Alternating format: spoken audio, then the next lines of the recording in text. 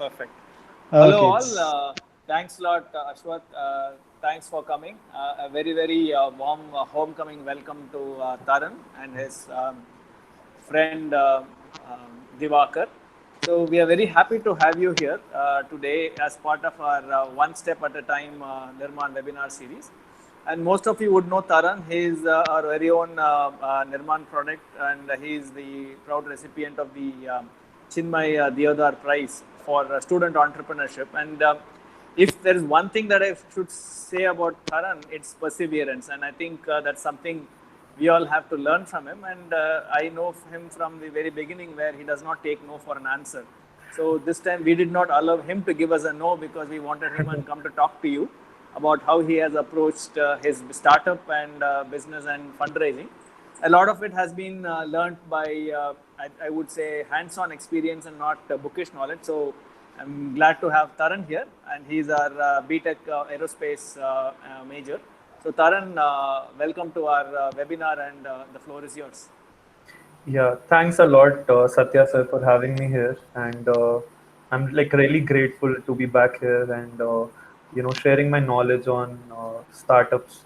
And I also have my friend here, Divakar. I don't know, I don't think many people here know Divakar. Divakar is the founder of Beyond Venture Partners, and he has been handling the deal flow for a lot of big acclaimed startups. So I just wanted him to also be here and give his 2 cents.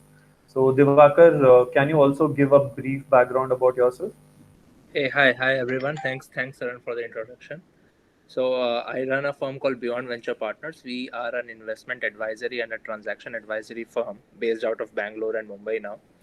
So, we advise startups on their fundraising process, and we handle them in the entire journey.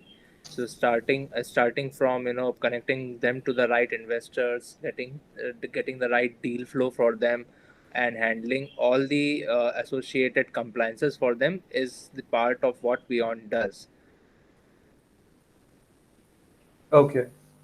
So let's start with this topic, which is how to raise funding for startups. So before we go into detail of how to exactly approach with raising funds for your own startup, there are a couple of side notes which I would want to discuss maybe in the first few minutes. The first being identifying is your startup fundable, because I think there is a wrong perception with a lot of entrepreneurs that the fundraising is the only way to go, and anyone and everyone can just go and get funding for this startup. So uh, sadly that's not true. Not every startup is fundable, and not every startup needs fund in the first place, right? So first few minutes I'll describe what makes your startup fundable, and what investors see in your startup, like when they are funding your startup or when they're evaluating your startup. So you can probably work on those areas before approaching the investors in the first place, right? So let's get started with this. So coming to, is your startup fundable? The first thing and the foremost thing is having a good team. So I think I struggled with this a lot because I was a solopreneur. I was the only lone founder in my startup. And whenever you approach an investor telling about your idea and you are the only founder, or you're the only person running the startup, it doesn't gives a lot of confidence to an early stage investor, because if you know investments, startup investments, they are a high risk investments, they are a very high risk investments. So like if we talk statistics, 90% of the startups like fail, more than 90% of startups fail in the first 3 years, right? So given that kind of high risk, startup investors are very cautious, and they do want to see a good team running the startup, because in startup everything boils down to the execution. So having a good team, having a good team with a complementary skill set gives you an edge over other startups who don't have a great team, because in the end your idea won't matter much. The In the end what matters is how great your team is, how fast and how frugal you can be while innovating, and how can you create new markets. I think that's very important. So having a good team with complementary skill sets is very important, I guess. So that's the first and foremost thing when you are raising funds for your startup. It's better to have some co-founders. Preferably, you should have at least like two co-founders or three. Having more than three co-founders also becomes slightly difficult. Otherwise, there can be disputes. But having generally two to three co-founders has been the best fit, I guess. So I overcame this issue. I had my own tech co-founder coming in once I graduated. He came in full time and I was full time, and we successfully raised our seed round as well. So I think the team is the first and foremost thing, which is very important, I guess. Divakar, would you like to add anything on this? Right. So, what you told Taran, again, we discussed this, with time and, over and over again. That a team is what, a complementary team, which complements each other is very much important. And I guess, if you are a not, a startup at the idea stage, or a startup who has raised, a substantial, round, whether it's series or whether it's, series A or, pre-series A, till that time the team is, very much important, that who are the main, decision makers who are running the show. Because till the time you raise a certain, a big round of, funding, your team size is pretty much small, and how you inculcate the team at the time when you are, technically nothing, and you are starting starting your own journey, has to lot to do how you shape up the company at the later point in time. So that's what the investor feels, that the idea, many people can come up with, different ideas, but the right team will set the tone to that idea, give it a proper execution, and that is what an investor feels before, investing. So even if the idea is small or big, the seed amount or the, amount before that, whatever a startup raise, is always on the face of the entrepreneur who is starting it, or the team who is building it. Yeah, I do agree to that. And adding my own 2 cents to this, I guess if you are having experienced players in your team, let's say you have an entrepreneur, you convince an ex-entrepreneur to join your team, you substantially raise your chances of getting funding. Because I don't know how much you guys have been keeping a track. Kunal Shah, who started the free charge and which got acquired, he started with his new company called Cred, which is a credit card payment services. And without even having a product, they raised around I think around $30 million without even having a product, just because of the name and fame of Kunal Shah. So what kind of players you have in your startup makes a lot of difference. So if you convince a good ex-entrepreneur or a serial entrepreneur to join your team, I think that will make a huge difference while you're raising funds. Coming to the second point, the second thing which investors do see is how large enough the market is. Like, what is the total available market? Is it like the addressable opportunity? Is it like a 2 billion or a $3 billion market? Like, and this is solely because they want to see ki how great, how much like how much can you scale up in this market. If the market itself is very small, it's very difficult for investor to also grow his money, right? Because there is a like a glass ceiling where you can scale up to, right? But if the market is like really big enough, you have a good opportunity to scale to tens of millions of users and capitalize that opportunity. So I think how big is the market is a very big is a very big concern for the investor. So you will generally see like big markets like edtech, fintech, and healthcare. These markets will you'll always see the investments happening in these kind of markets. Over to you, Divakar. Also, Taran, I would like to add over here is that what is the market size is is dependent on what is the pain point that one is trying to address. So, Address, yeah. so there may be n number of things that you want the world to change, but you always have to pick that one pain point that that is your market.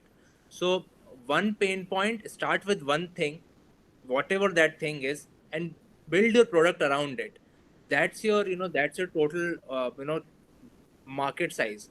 If you start with anything, whether it's again, you mentioned credit started with credit card payments, that again, credit card have been there in the ecosystem for quite long, but no one has thought about the pain point of, accumulating everything and, creating a platform where you are getting rewarded by paying on time. The reward points are there, but, no one was on using it on the front line. Cred made their business this pain point that there are multiple credit cards associated with a single person, and there are, the pain point was you don't get rewarded when you pay on time, or if even if the, the credit card companies have their reward system, you do not address that properly. So that was one pain point that he started with, and then he marketed that pain point to an extent that the addressable market became his, all the credit card users of tier 1 cities. That was his market, and with that market, again, he was very successful in raising, whether the seed round or the series round. The series round, again, was of $120 million. That's, that's of a magnanimous scale that, if we have to, say about.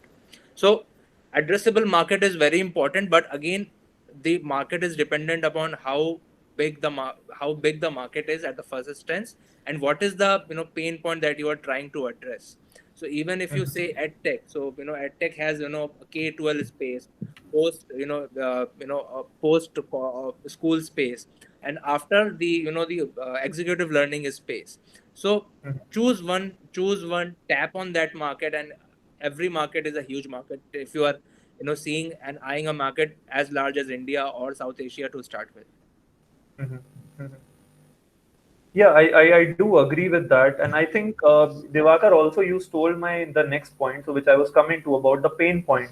So I think that I would incorporate in my next point, which is actually about the product. Like, what does your product cater to? Are you selling vitamins or are you selling painkillers? So that's the classical question. Are Correct. you making something which is a painkiller, or are you making something which is just a like a vitamin? So how do I compare these two? Is like, is it a need? Like a painkiller is basically a need when you have a toothache. So it's basically a need. You need an aspirin for that. But vitamins are like a want. Even if you don't eat vitamins a day, sometimes you can just skip it and it won't make a difference in your normal life, right? So it's just a want. So are you tapping into a need or are you tapping into a want? That makes a huge difference, right? So both have been successful. I can't just say, only if you are tapping into a need is successful. Even tapping into wants is successful. If you see players like TikTok, they have revolutionized the, entertainment space, right? Because they're tapping into a different want, right? So even if you're tapping into a want, you can still be like really successful like TikTok or anyone like that, right? So apart from that, in product, you also have to see, what is the scalability, how fast you can scale, what are your cost of acquisitions, and are your cost increasing linearly or they are increasing non-linearly, which simply means if you're just doubling on your customers, does your cost to incur that, does that also increase? Does that also double? Or they are just increasing with a minuscule amount? So if it's increasing, if it's just doubling, then it's not a good sign. So basically, you'll not be able to scale that much because for every time you double your customers, you'll need double the capital, right? And which is not very efficient. So generally, investors like to invest in startups where costs increase non-linearly, right? The number of customers you double, your cost increase by just a small minuscule amount. It doesn't just doubles like in the same proportion, right? So that's very important. And also one more thing which investors do see is the organic virality. Is there any viral effects? Are there any network effects in place? Can you get viral very quickly? And I think the perfect example for this is TikTok. TikTok just garnered, I think, around, it currently has around 119 million active users. I just wrote a post on this on LinkedIn. So there are around 110 million users on just from India on TikTok. So do you have any network effects which you can utilize, any levers as such which you can utilize to build that kind of virality, and you can lower your customer acquisition cost?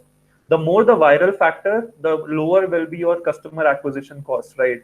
Same goes with other products like WhatsApp. So WhatsApp is a perfect example of a need where they replace the text messaging.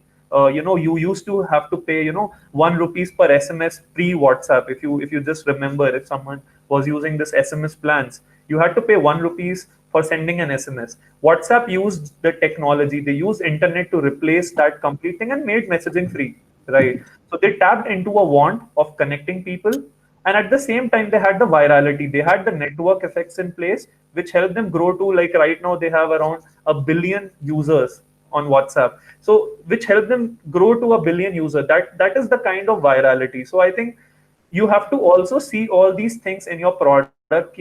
How you can build that kind of virality. Are you solving a need, or are you just solving a want? Do you have your cost increasing linearly, or your costs are just increasing by only a minuscule amount? So all these things combined, I think, will decide if an investor wants to invest or not wants to invest.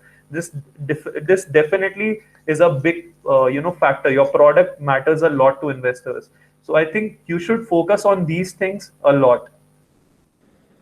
Divakar, do you want to add something to this? Again, if you're focusing any on the product side, you took an example of TikTok and WhatsApp. Again, those are very big names to take. I would take up two India made products at this stage. First is the Udan, that tap the market at the very right sense, and second is Meesho. Again, both are selling products, but the customers for both of them are different. So, and the acquisition model of the customer is also very different.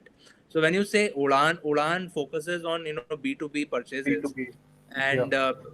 they imagine you are a you are a shop owner, and you see the shop owner next to you, who has the Udan installed with him, getting all the materials without any hassles for his shop at a very good at a very good discount. And that is when you also inquire that what is the app that you are using, and you also download it. So again, that was how Udan also gave a sense of inquisitiveness to the in the B2B space, where the local kirana stores, local shop owners downloaded it and used it. The second example being Meesho. Meesho again is inculcated the concept of social selling in their platform, where they tapped in all the housewives or the executives, that in their free time they can just sell from their store, which they do not need to hold any inventory, but they can use their Facebook connections or WhatsApp connections to sell their products, whatever they feel like from the store. So that was one thing. The market was very different from one housewife to another. Meesho just kept on adding customers, and whether it's any sales executives, when they turned every housewife into sales executives. That's how they grew at a much faster space. TikTok again is a very different example to take, but again, these I took this two examples because they are homegrown, first thing, and second, what they are, their product based things.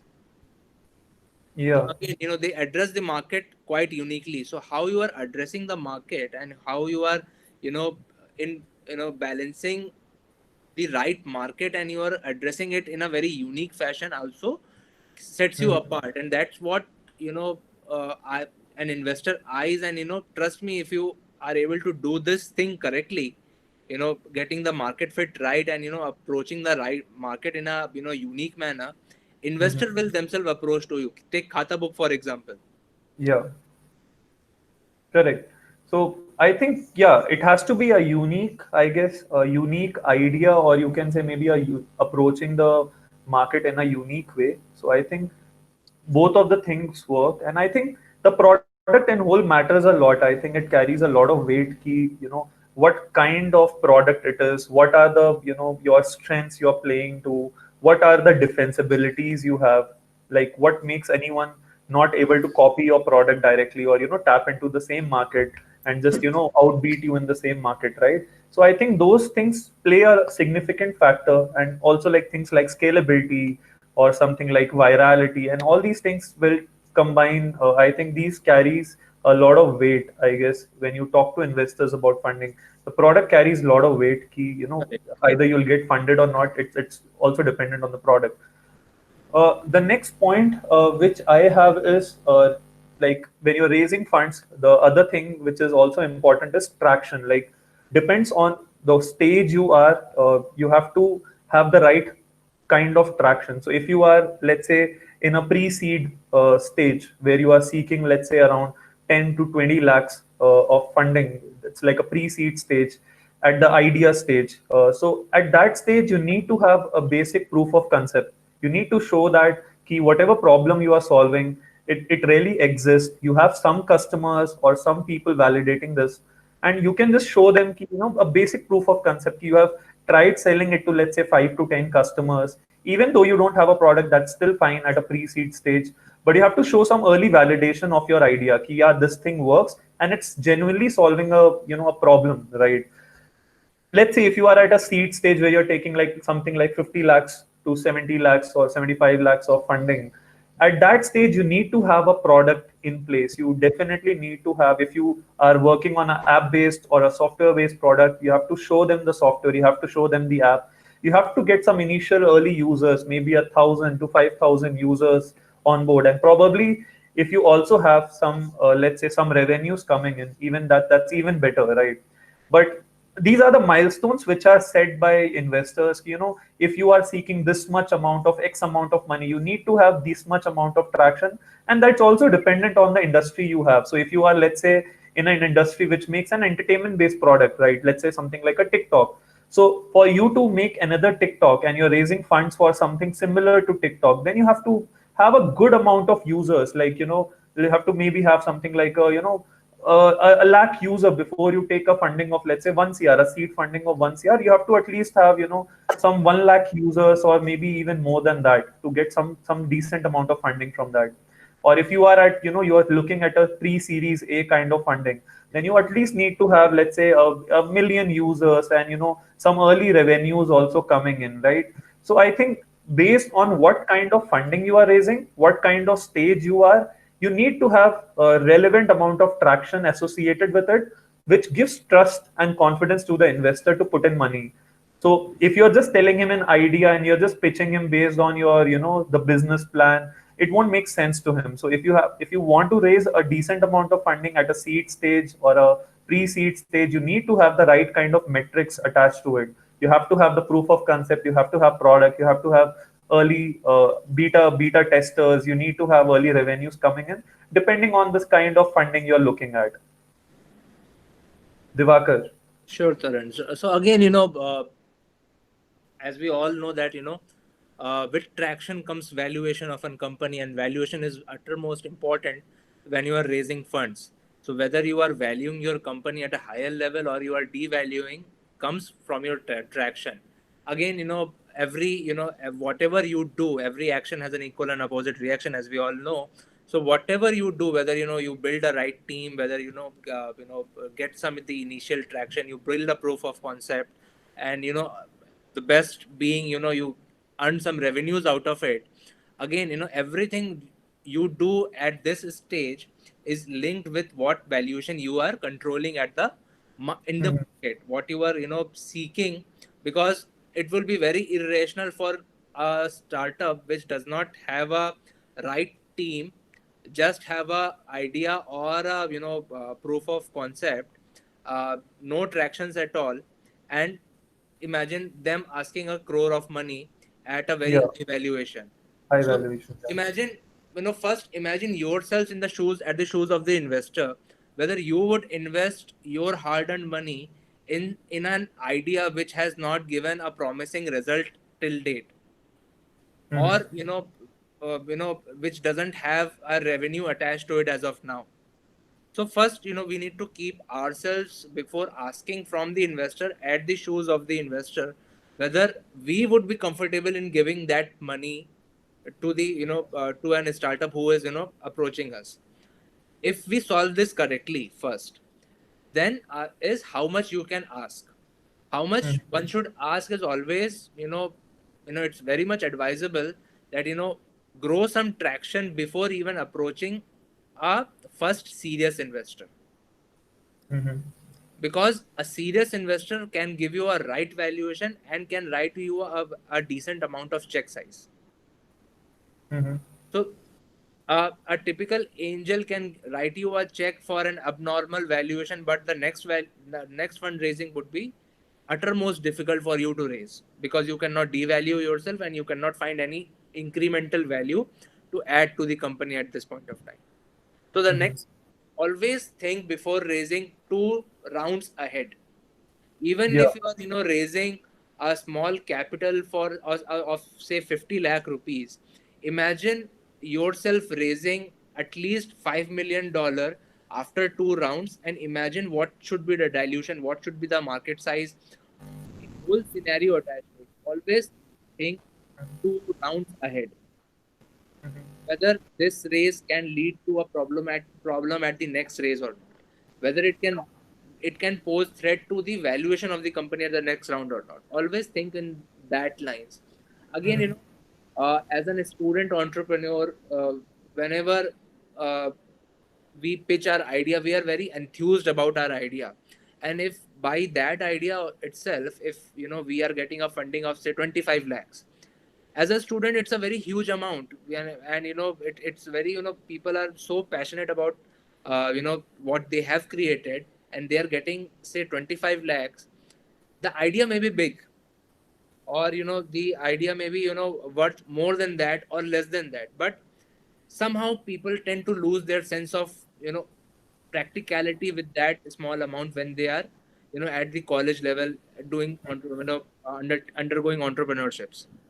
Mhm. So they tend to lose that idea, and there the mistakes start to happen. We need to be cautious from day one before raising any capital. So show them the traction. That is when you are justifying the amount you are raising, and of course at a right valuation that you are raising. So with every traction that a startup goes, a valuation is attached to it. Yeah.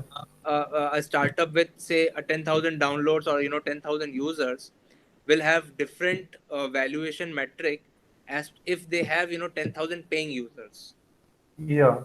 So a 10,000 paying users will they can go for a larger valuation than just 10,000 users. So again, Mhm. you need to see that what market you are tapping and what is the right ask for the right amount of funding. Yeah. Correct.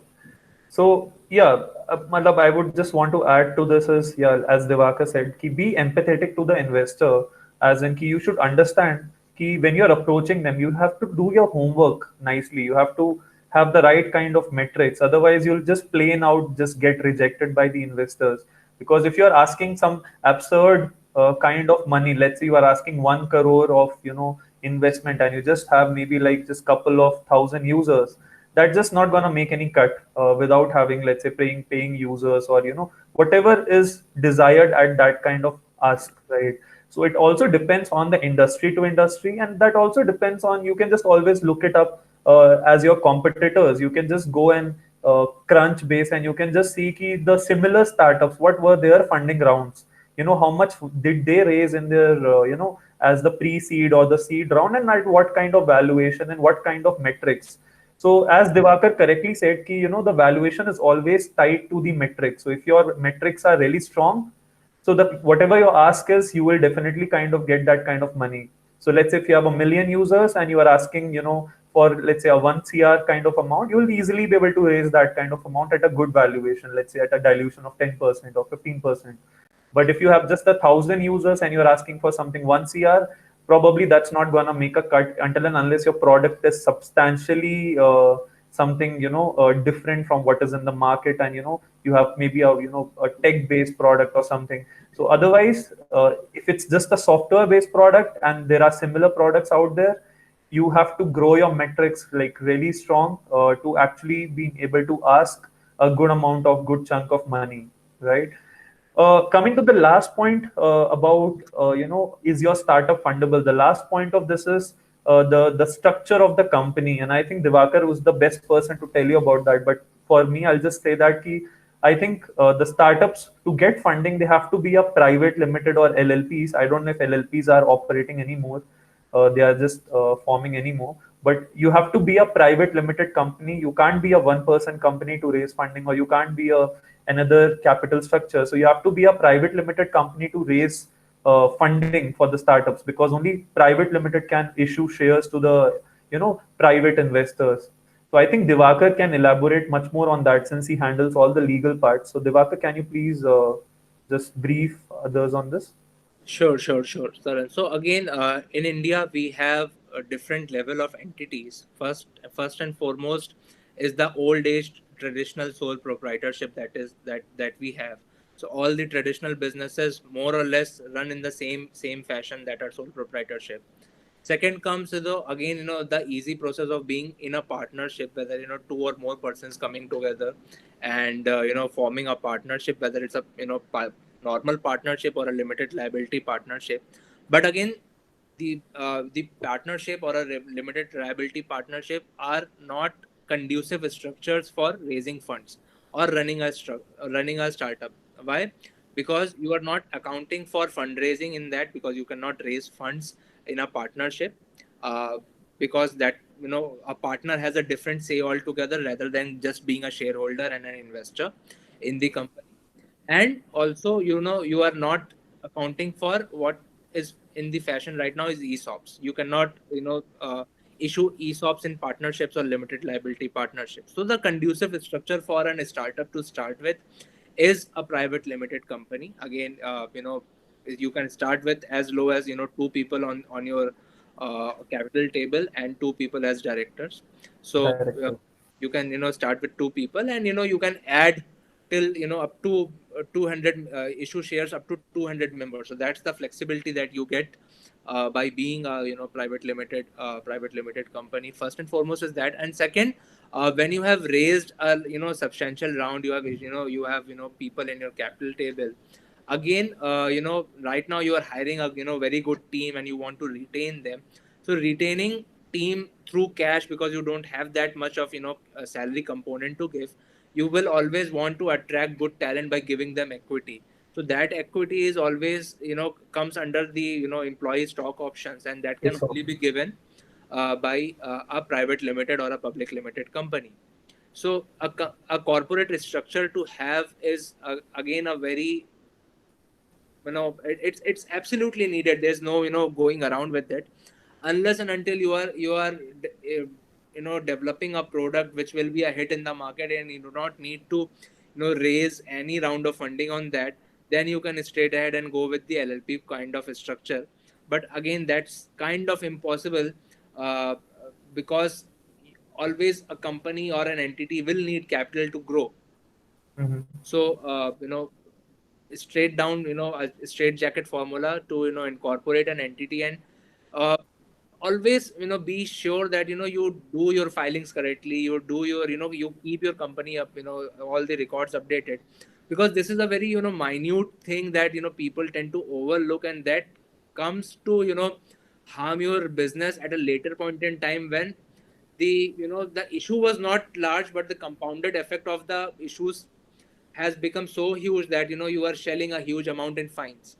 So there's no going around that. So again, incorporate a company, but be sure that you take care of all the compliances, you take care of all the filings at their due date. It's not a hectic job, but if you are taking that hat of entrepreneurship, you also have to see this part proactive.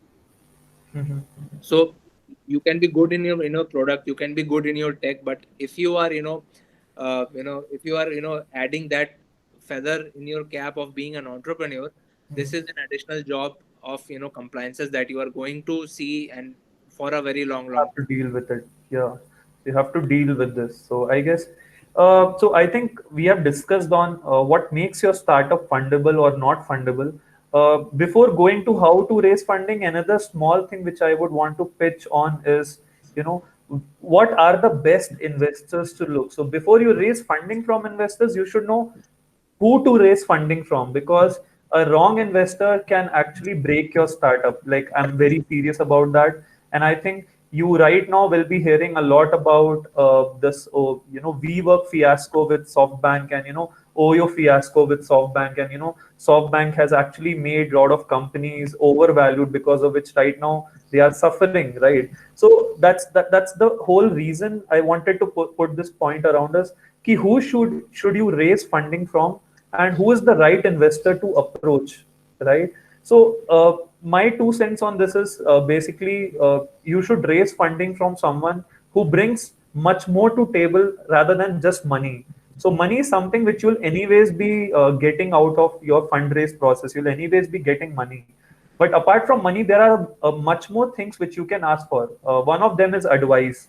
They can actually help you build the business. They can build the resources. They can help you guide through your business plan and help you out with it. The second thing could also be their network. So if it's if it's an ex-entrepreneur or a very serial entrepreneur, let's say like Kunal Shah investing in some company, right? So he also brings his network along with him, right? So he in the future rounds, it will actually help your company to grow. Or if you want some other help regarding your company, if you want some advisory or some other thing, he can actually bring his network, he can divert his network to your company and help you grow and overcome those problems, right? So having an investor who brings much more than money in terms of network, in terms of his expert advisory, in terms of resources, can actually help you a lot more than just getting money, right? So that's the reason a lot of entrepreneurs, including me, they seek ex-entrepreneurs to take funding from, at least in their first 2-3 rounds till the pre-series A. It's advised you take funding from ex-entrepreneurs or serial entrepreneurs who has themselves handled the situation of scaling a startup from 0 to 1, right? Because if you take money from a wrong person, it can actually break your company. And I'll tell you how it can break your company. If you just, let's say, if you take an investment from an HNI who doesn't has an idea about startup ecosystem, so he probably will give you, let's say, 20 lakhs, 30 lakhs, but now he expects a return within, let's say, 2 years. And within 2 years, you'll not have any significant traction, or you'll not be able to generate significant revenue to actually buy back his share, or even you'll not be at a stage of acquisition to give back his returns. So if you are taking money from a wrong person who has wrong expectations or who doesn't knows about startup ecosystem, or like that's the worst case scenario. But even if you're taking money from someone who cannot help you beyond just putting in money, who cannot help you in growing your company, who cannot help you with his resources, then also it's not a very good advisable option to take money from such a person. You should always look for a person who can help you beyond the money he gives you. And that could be in terms of advice, it could be in terms of resources, it could be in terms of like lot many things, right? So that's very much important to make sure the person you are taking money from has a good background, has a serious knowledge about the startup ecosystem. And it's best if you take money from someone who has a domain expertise in the area you're building your startup. So if I'm working on an edtech startup, so if I get investment from someone, let's say like founder of Unacademy, Roman Sani, so that's a great opportunity because he already has all the resources, he has been in the edtech sector, so he understands that space, and that's going to help me, that his expertise will help me grow my company. And even probably he'll also help me get my company acquired at a later stage, right? So who you take money from is as much as important as like other factors, right? So you have to be very cautious. You take the money from the right person, and you don't fall in trap of taking money from a person who doesn't has an iota of the startup ecosystem. So Divakar, over to you on this. Yes, Taran. I guess now is the time you stole all my points. So, so again, a smarter capital is always sought for, and people can find money with the HNIs in almost every cities in India right now. But what is important is absolutely the network effect, or the investor is bringing on the table. So always before even approaching someone, or going to meet someone, always see what his background is, what he's bringing on the table, what is his the investor's affiliations are. And and you will always want to get invested from a known personality in that ecosystem, or in that in that arena. So so imagine you are building a real estate technology product, something to do with a real estate sector, and you are getting invested by a promoter of a real estate group. That shows that a player, who has been there in the industry for long, has shown interest in your product. He likes your product very much. That gives a green signal for the market, for everyone else to adopt your and use your product. Just out of inquisitiveness, they would call you up and adopt your product, if the right market people have invested in your in your startup or in your company. So that is absolutely a plus, added advantage. Because trust me guys, you can find any HNIs in India like anything, and with the right amount of conviction and connection, they may be able to invest you and write you a check. But again, later they can also pose a threat to your company when they want their returns, and they will start mentally harassing you about their returns and about their performance and the valuation not going up, and they are not getting any exit from the company.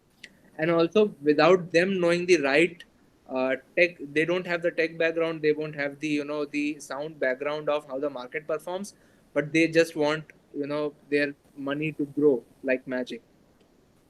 So you need to be, one need to be absolutely away from those set of investors, those people who don't have any idea about what that sector is, or what how a startup performs, or how the market performs. So one can find funding through ample number of channels, but be aware of before even approaching a wrong investor, or even sharing your idea with them. Yeah, definitely. So now we finally come to the point key, how to raise funds. So since we have discussed all the prerequisites which you should be knowing before going to how to raise funds, which you should be aware of, because these are the very common traps I have seen people fall into. They approach the wrong investors. They get even looted by the investors. There are a lot of investors around there who ask you for money before giving you funds. They will be like, you pay me money to evaluate your idea, and then I will consider if I want to fund you or not. And there are things like going like this. I'm dead serious about this.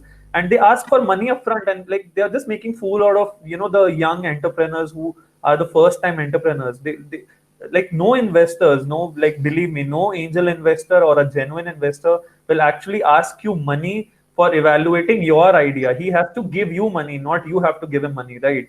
So don't fall for all these traps. So that's the reason I wanted to discuss all this. Do a background check, even if possible. Talk to the companies they have invested in. Even try to check which are the companies they have invested in. Talk to their founders. Try to find out more about them. What kind of investment he makes. Has he made any contradictory investments? Like, has he already made an edtech investment who's a competition to you? So probably you might want to be careful about that. You might not want to disclose your trade secrets or your product secrets to those kind of people who have already invested in a company similar to your company, right? Because they might want to help. They will be biased towards their own portfolio, right? They'll never want to invest in a company which is doing similar to what they have invested in. So you'll have to be very careful with those kind of things, and I think that's very important. So now, since we are clear with this, now we can just move ahead to how to raise funding. So uh, before telling you how to exactly approach investors, first you should be very clear about who to approach. So there are when it comes to investment, there are primary, like, I can say, four people here. So one is the angel investors who invest their own private money. So these are people who are rich or who have been exited their own startups, or whose startups got acquired, and they have a lot of money at hand, and they are right now, they are investing in other companies now as a hobby.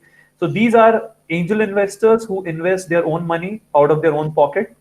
They primarily they will be able to give you maybe like around 5 lakhs to maybe like 15 to 20 lakhs, depending on how deep pockets they have. But since it's their private money, they'll be able to deploy the funds much faster rather than the other kind of investors, right? And they also bring in huge expertise since they have been in the space, so they'll have good expertise with this also, with the funding thing, right? The second kind of investors are institutional investors. They are primarily like something like the institutional funds like Mumbai Angels, you can say Indian Angel Network. In Chennai, you have Chennai Angels. You have something like similar kind of institutional angels. You have, they primarily fund you anywhere between 50 lakhs to maybe like around 1 cr, 1.5 cr. Similar to this, there is another thing called micro VCs. So they are a short form of, yeah, they're a smaller type of VCs. So VCs are venture capitalists. Venture capitalists have their limited partners who put in money and expect, a growth, 3x or 5x growth within 5 years. So VCs don't have money of their own. They pool in money from these limited partners, and very similar to VCs. VCs invest anywhere in pre-series A round. They come around pre-series A round, which is something like $1 million, and they go up to maybe even as high as 10 to 20 million dollars, and even more than that. Micro VCs function similar to VCs, but as the name suggests, micro VCs fund a smaller amount, and they expect, they give you money around something like 50 lakhs to 1 cr, 2 cr, even up to $1 million. So micro VCs come around probably around seed stage, and they go up to pre-series A stage. After pre-series A, VCs come in and they invest around $1 million. At very early stage, like a pre-seed or seed stage, you have angel investors coming in, or maybe like HNIs, or what you popularly call it as 3F, which is friends, family, and your pools, right? So you can even take money at the pre-seed stage. You even can take money from your friends, your family members, or even like people who you can just fool around, right? So yeah, so now since we are clear with who to take money from and who are all the players who give you money, how to approach them now makes sense. So if you want to approach an angel investor or an HNI, the best way you can do it is through your network. So I am saying this because I have done it, and I think a lot of people, you have a higher chance of raising funds. Like if you know the angel investor from your network. Let's say a friend knows him, right? Or maybe your friend who, like, let's say Divakar knows an angel investor, and Divakar is a very close friend of mine. So I can always ask Divakar to make an introduction. So when Divakar puts a referral about ki Taran is building Melvano and he's leading the space and this and that, that gives a confidence to the investor, and that actually makes the process really faster, because another person who he already knows is putting a referral. So whenever you are approaching angel investors, the best way you can reach out to them is through your network. So if you have a strong network, if you have friends who are ex-entrepreneurs or who are currently entrepreneurs, ask them to make a referral, ask them to connect you to some investors who are in the space you are working in. So I think that's the one of the best way to approach the angel investor.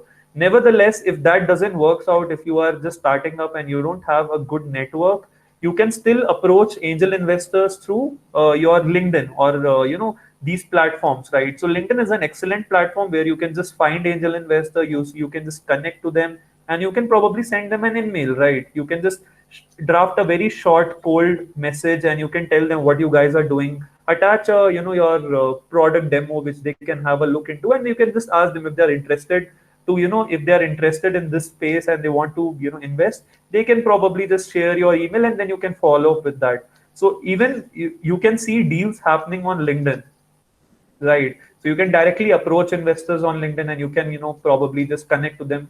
Do check their background. Are they investing in a similar space? So if you're probably working in a consumer internet space, do check that. Do they invest in a consumer internet space or not? Or if you are making a B2C product, so do check that. Do they invest in B2C, or are they just B2B, are making just B2B investments? Because if you are approaching an investor who makes only B2B investments, he's not going to make a B2C investment, because that doesn't lies in his investment thesis. Every investor has their own investment thesis. So you have to understand what kind of space, what kind of sector he invests in. So before sending a mail, do a brief check on the background of the investor.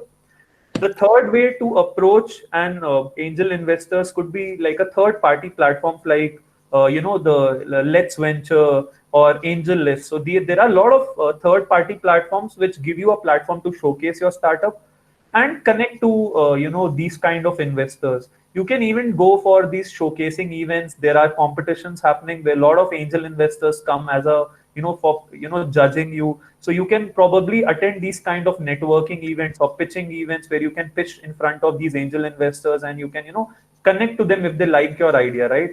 So to connect to angel investors, these are probably the best ways I can think of to approach. Then coming to something like, let's say, institutional investors. So institutional investors have something called managing partners, which you can either directly reach out on LinkedIn, or you can ask your friend to make a connect if they know some managing partners of, let's say, these institutional angels like Mumbai Angels or Indian Angel Network or similar kind of angel networks, right?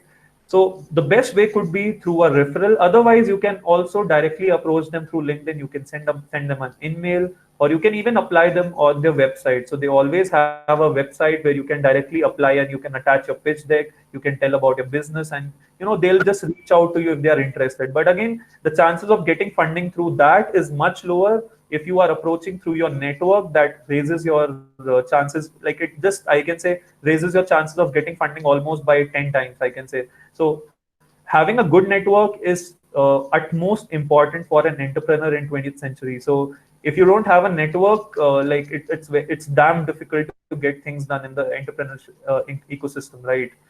So then coming to like micro VCs or VCs, if you have a good connect with micro VCs or VCs, or you can directly even connect to them, or if you are already funded by some angel investors, given that like you already have raised some investments, you can ask your investors to make connections, like make introductions to these, push you to these micro VCs or VCs from where you can go for the next level of investment. So I think in all, this is the complete, maybe I can say, a playbook where you can, how to approach investors. Like in short, I can, maybe Divakar can put his 2 cents to this. See, again, approaching, one need to be very careful when you are approaching an investor. So even if, you have, build your product right, you have the right traction, it may be not a good time to approach a large VC for all practical Yeah. purposes. So, with all confidence, you just approach them and, you get rejected. So that is, also, you one feels very dissatisfied about the idea, and tend to lose his confidence. But the thing to keep in mind is that that may not be a right forum at this point of time to approach. So approaching a right investor at the right point of time is very very important. And you mentioned LinkedIn, but again, 100 people, hundreds of people do write investors in their LinkedIn bio, and trust me, they are not. They are not, yeah. Very few people, are active and serious when it comes to writing investors in their LinkedIn bios. So people will just write, investor, and you will just waste your time, after them, reaching after them. You know, before you open up to the, investor, it would always, make sense from the investor to tell you that, a little background about themselves and the company they have invested in. Be casual in your, approach. Just, approach in a very casual manner, and don't shy when you are, approaching you, because you are building that product, and you are giving them the investors the opportunity to multiply their wealth Mhm. by your skill sets. So don't shy about, shy about, approaching any investor. Howsoever a large investor is, if your product is good, your team is good, he will definitely, invest. Mhm. So don't shy around. Just, be very frank and casual with them.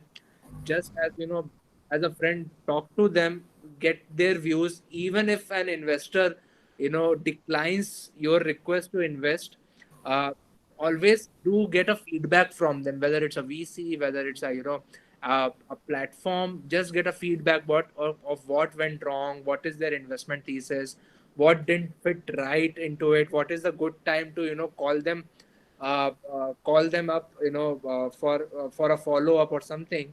And always do send your updates to them, whether, you add them in some sort of, WhatsApp uh, promotions or something. Do do keep on giving them your updates. They should see that you a founder who has talked to me about his product is now growing, and probably he missed out a good opportunity to invest. Always Yeah. do reach Yeah. out to them, with updates, with with new features, whatever you have launched, a new acquisition you have made, a new customer you have built, or a new finding you have got, or a new milestone you have reached. Just shoot a message or an email saying that this is the update that just wanted to update you. Don't ask anything in return, just show how good your team is, how valuable you are, and trust me, all the genuine investors will reach out to you Hmm. if Hmm. they see the potential. If Yeah. they understand your product, they will reach out to you.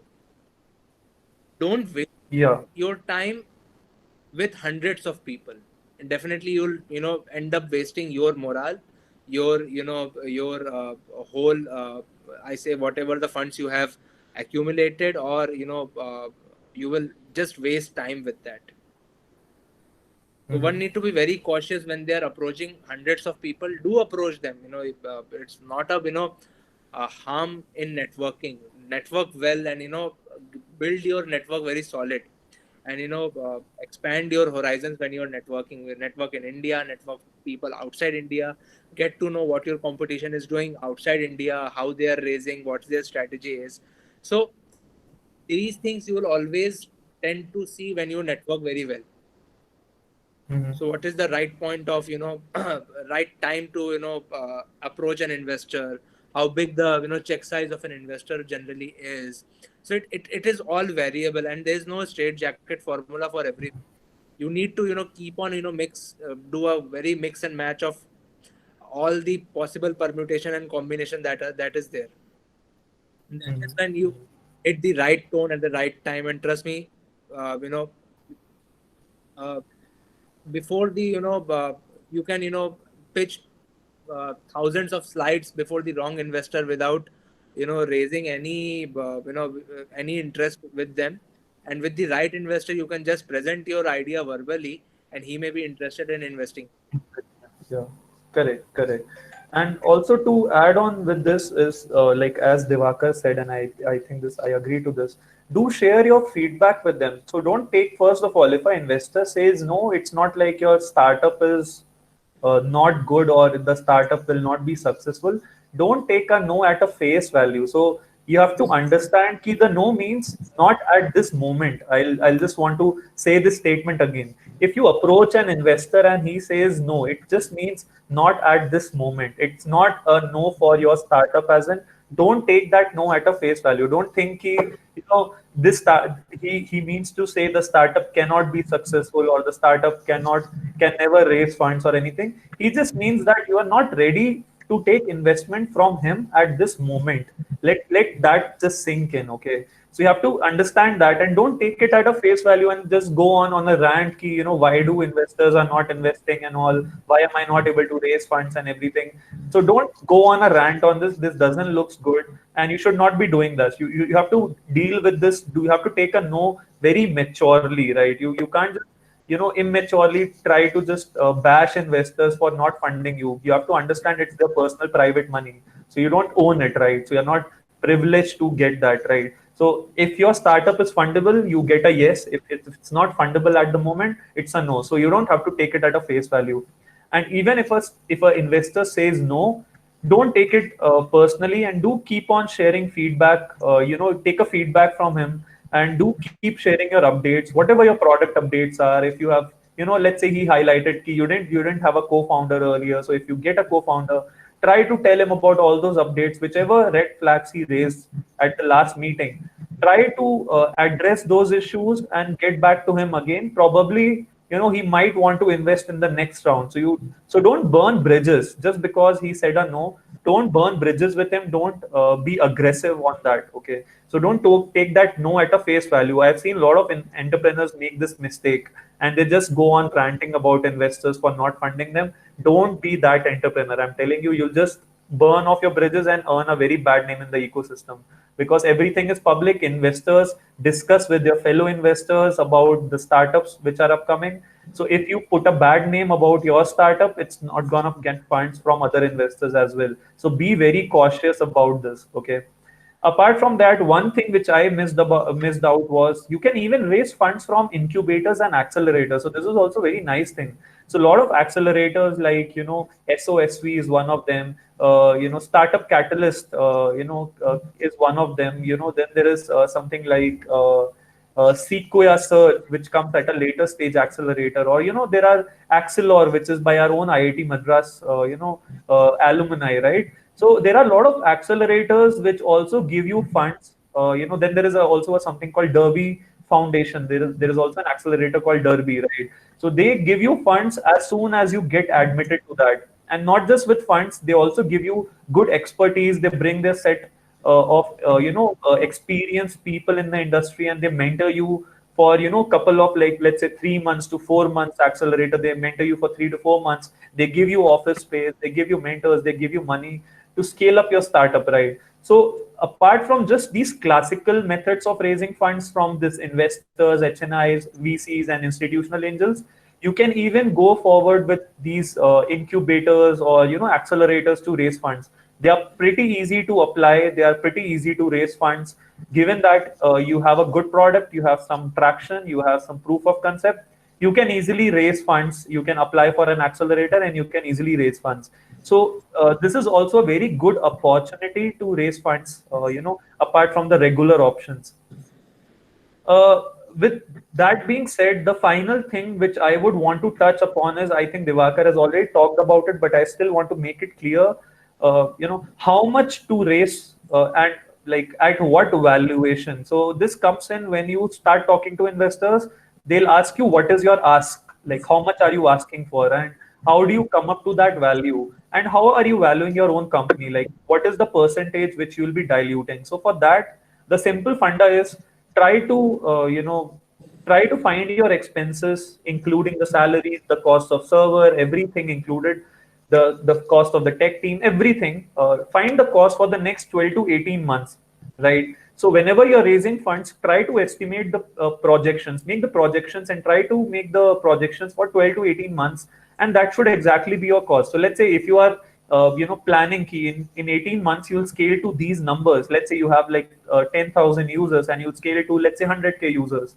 And in this process, you will take 12 months to reach, and you will raise, you will spend maybe, you will burn around, let's say, around 50 lakhs of money, right? 50 lakhs of capital. So your raise should be something like 50 lakhs or slightly more than that, maybe like 60 lakhs, just 10 lakhs as a buffer amount, right? So you should always plan for 12 to 18 months of runway, because if you take lesser amount of capital, your money will get over too soon, and you'll again have to run behind investors to take, money. And just so you guys know, a typical investment fundraise takes around at least 2 to 3 months.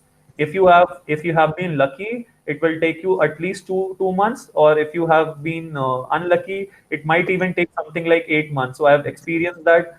So fundraisers are very unexpected. Don't think, if an investor has given you soft commitment, he'll directly give in the money next day itself. It doesn't happen like that. He will do all the due diligence process. He will check all the financials. He will check all the projections, everything. He will do all the legalities check. And after that, he will sign the term sheet. And after that, once the shareholder agreement is signed, finally the money will come in. Maybe, after the soft commitment is given, it might even take around, 1 month to get the money in your bank, or 1 month or even more than that to get the money in your bank. So a typical fundraise takes around 3 to 4 months. So before you are raising your funds, have 3 to 4 months timeline in your mind. So you cannot just go in the market and you be like, by the end of this next month I'll be able to raise funds. So it's not like that. And there are external factors like this coronavirus, the funding stopped, or there could be other factors associated with it. So the fundraisers are highly unexpected, like anything can happen. So have a good time period of 3 to 4 months to raise money. So at this time, you should always plan for 12 to 18 months of runway, have some buffer capital. And how do you value your startups? I think maybe Diwakar will be able to elaborate more on this, but my simple funda about evaluating startups is simple. You have to see similar companies to what you are doing. You have to find similar companies and what stage they raise money. You have to find what valuation they raise money. So if they raise a seed amount, let's say of 1 CR at, let's say, a $10 million valuation or whatever, so you can also expect a similar valuation if you have, a similar kind of, traction which they had at a similar stage. So always you can, draw a comparative figure, and you can value your company as well, right? So Divakar, can you just elaborate on this? So while you're doing that, Taran and Divakar, there's a question from Karan, who says, "Is it a good idea to talk to multiple investors parallelly?" Maybe you want to address that as well. Yeah, so I'll say you always have to talk to multiple investors at one time, because in a typical fundraise, let's say you are raising, let's say, something like 50 lakhs as a seed amount, you need at least like 3 to 4 people to pitch in like 10 lakhs or 10 to 15 lakhs amount, right? So you can't just go on with, one investor at a time and convince him and then go with the other investors. So you have to always keep talking to, let's say, 15, 20 investors at one time, and keep them in loop, right? And slowly take the commitments, slowly take the written commitments from them one by one. And once you are able to get like commitment of totality of like 50, 60 lakhs, you can say that you have closed this round, and then you can proceed with the legal work. You can get the shareholder agreement done, and you can get the signatures, and finally you can get the money in your bank. So obviously you have to talk to, at least 5 to 10 investors at one point of time. That's very important to do. And also because talking to multiple people helps, because not all will convert. The conversion Yeah. rate is very small. It's very small. So out of 10 investors you are talking to, maybe 2 or 3 will pull in their money.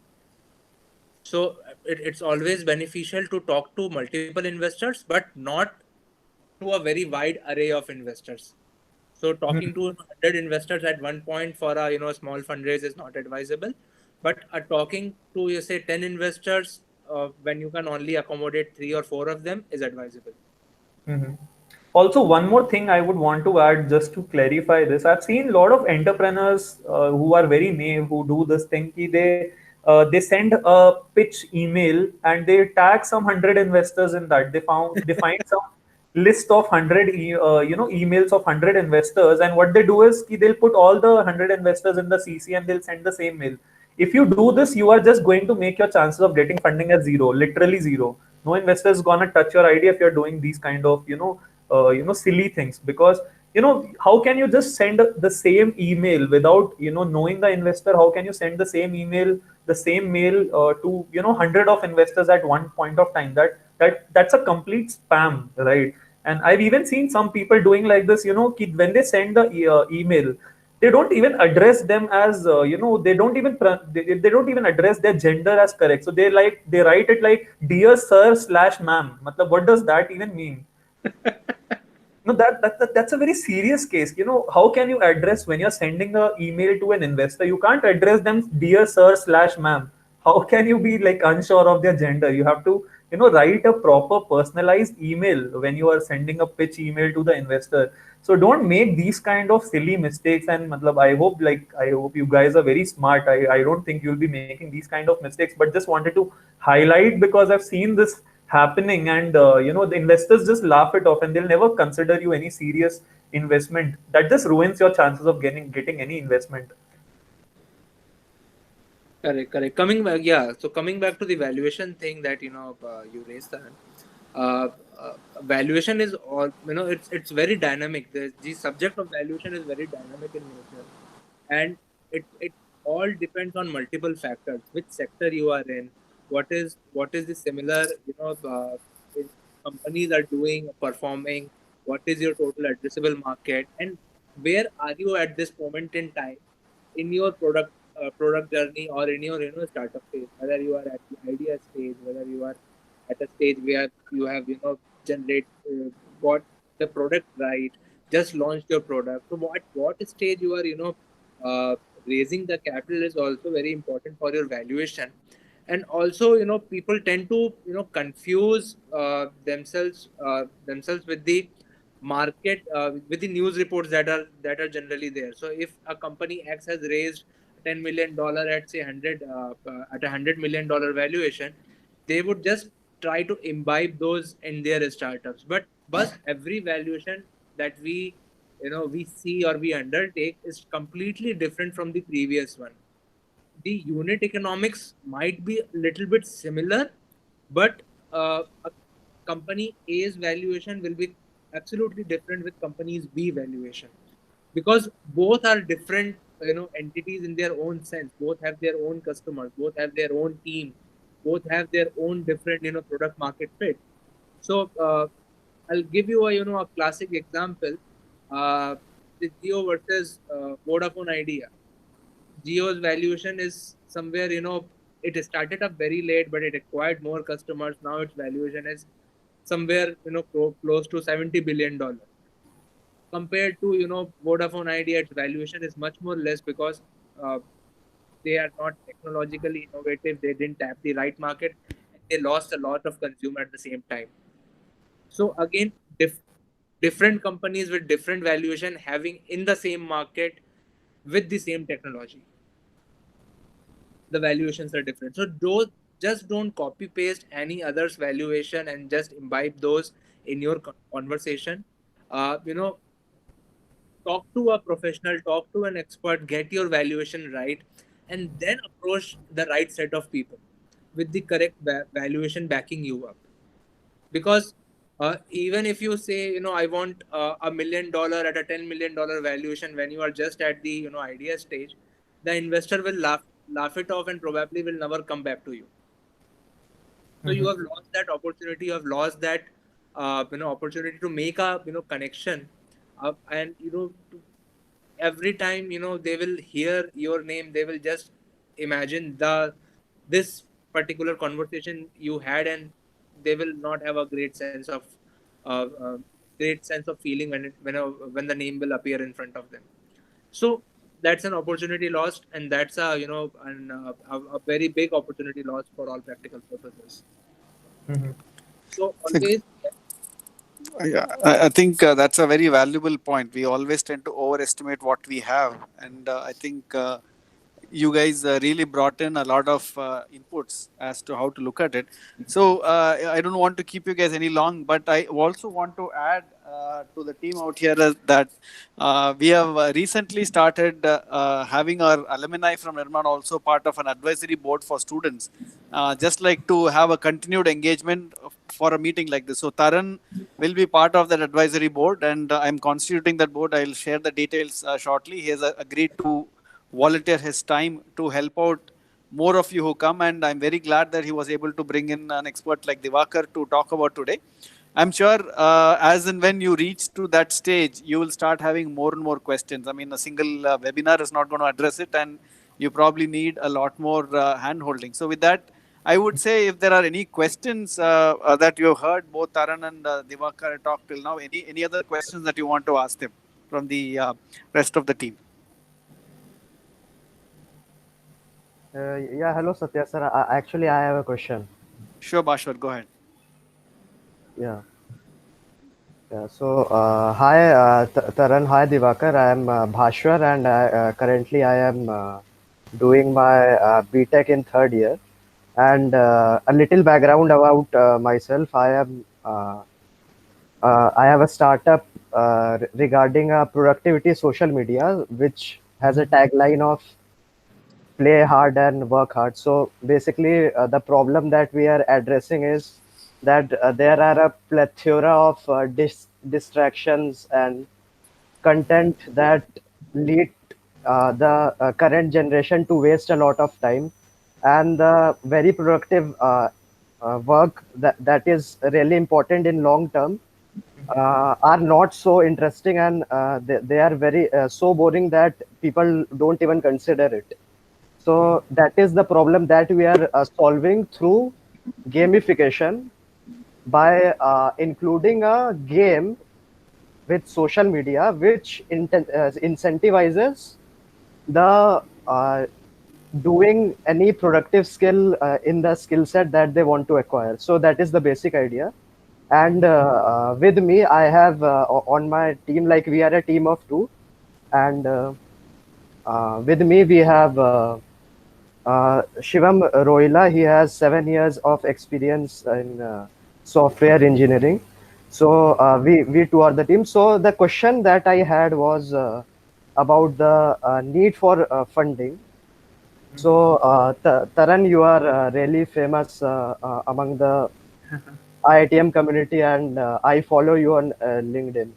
And the current need that we had was regarding the people who we might want to tap into make our platform. So currently we are in a product market fit validation stage right now, and we have not started developing our product yet. We have tested a previous version which failed, and right now we are working on our next version, and because the previous version failed, we are more rigorous of testing our current like whatever features we have decided, and doing the product market validation more rigorously.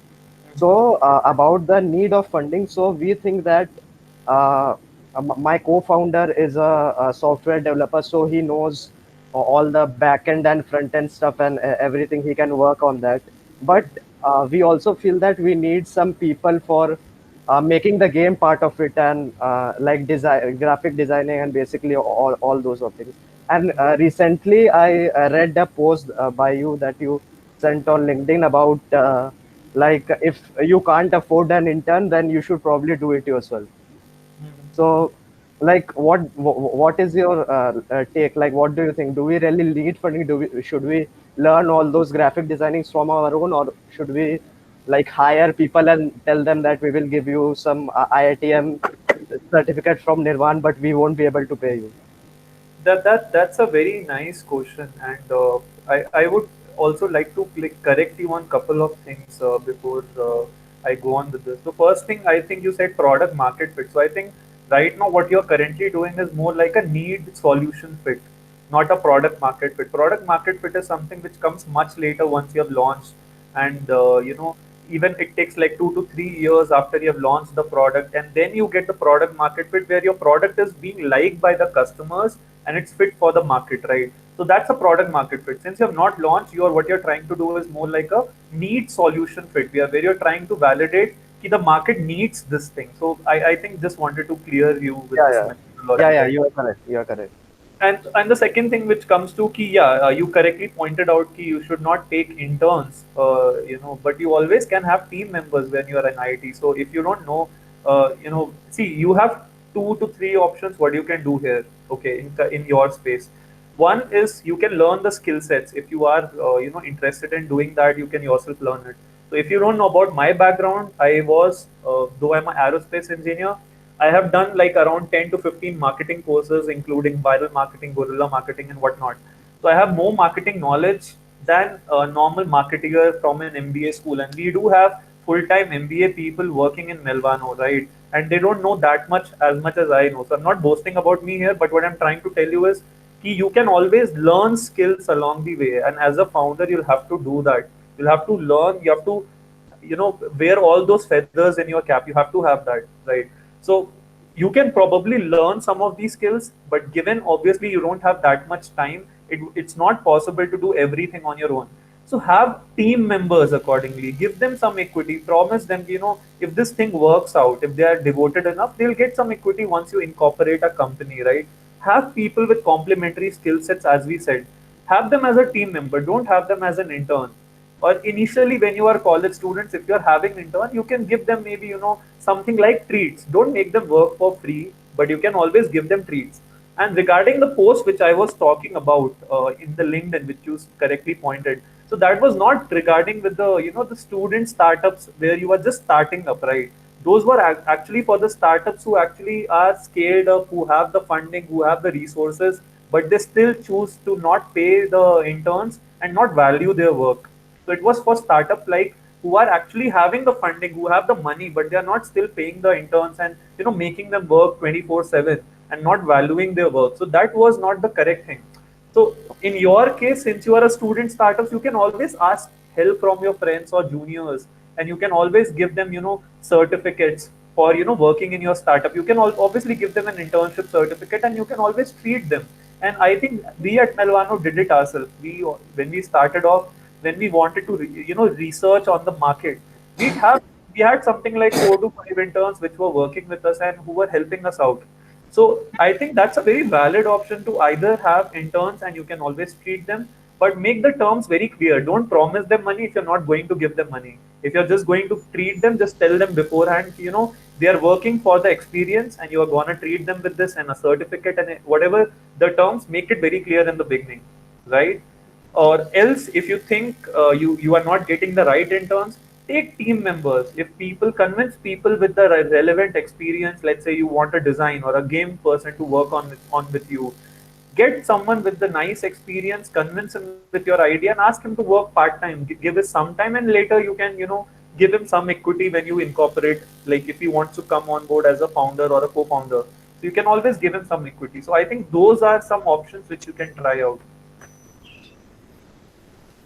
Okay, yeah, that answers my question very beautifully. Thanks a lot, Taran.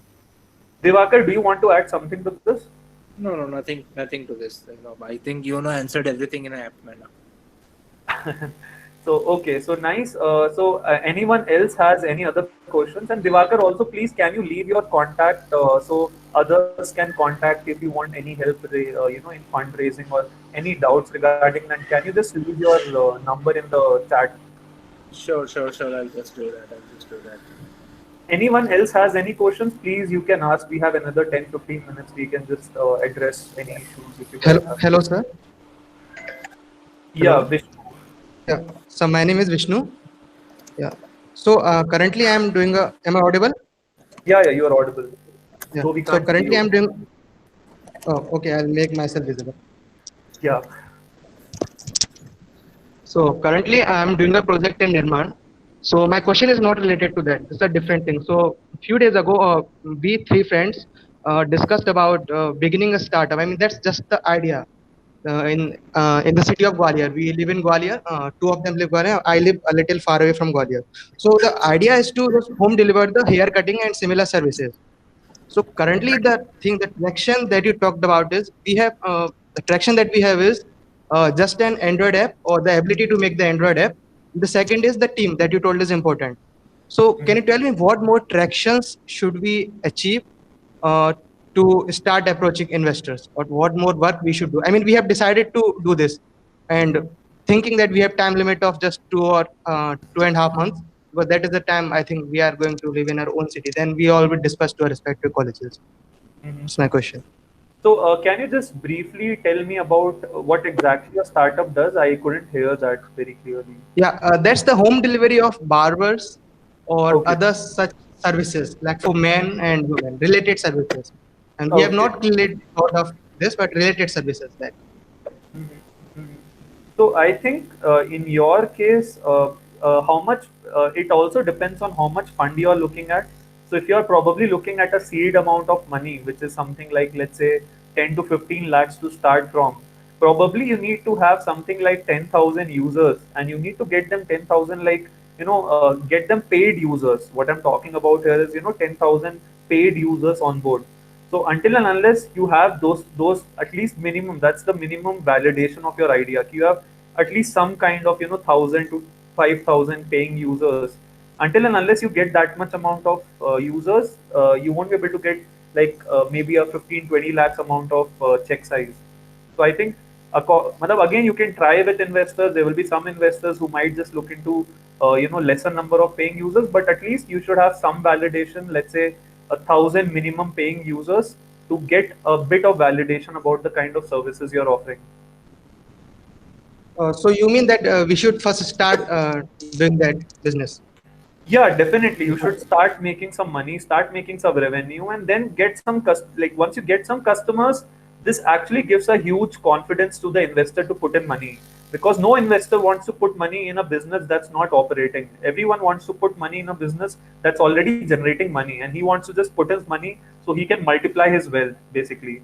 So if you don't have any customers, it doesn't give confidence to the investors that you can run the business. So my first advice to you will be actually get some paying customers first.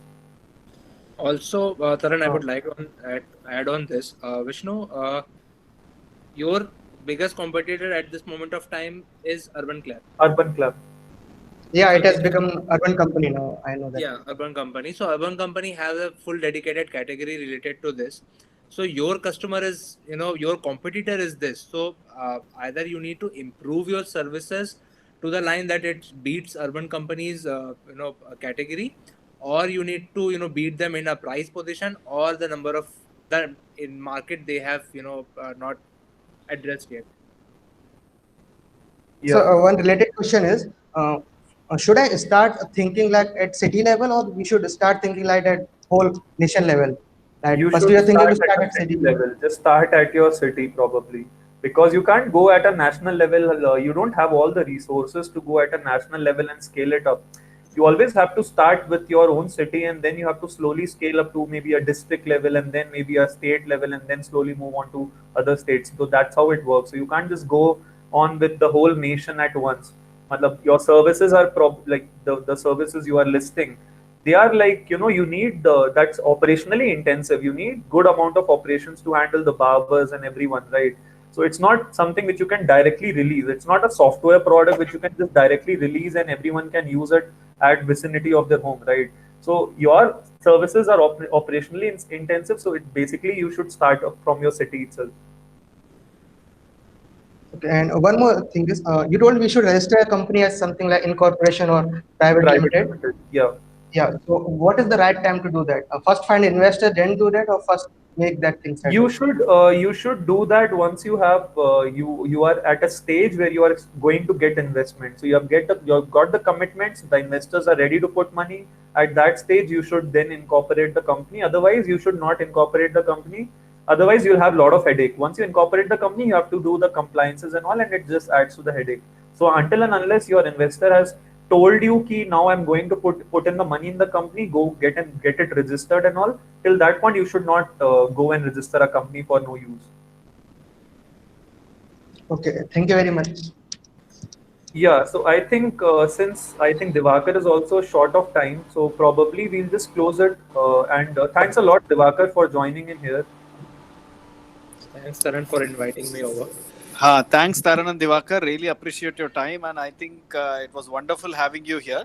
It is especially good to have who has just gone through our system and then been able to do things that the rest of us want to do. So it gives a lot of confidence in our team members to say that, okay, Taran has done it, I can also try. So that's the kind of superhero effect he has on it. Really appreciate your time, and hope we'll continue our engagement in the future as well. Thank you, Taran. Yeah, thanks a lot. And also, I would just like to add that Divakar has mentioned his contact. So if any of you guys want any help with fundraising, I think Divakar is the best person to reach out. So please feel free to reach out to him. Sure, thank you. Sure. Okay. Thanks a lot, guys. Bye. Have a good weekend. Bye bye. Yeah.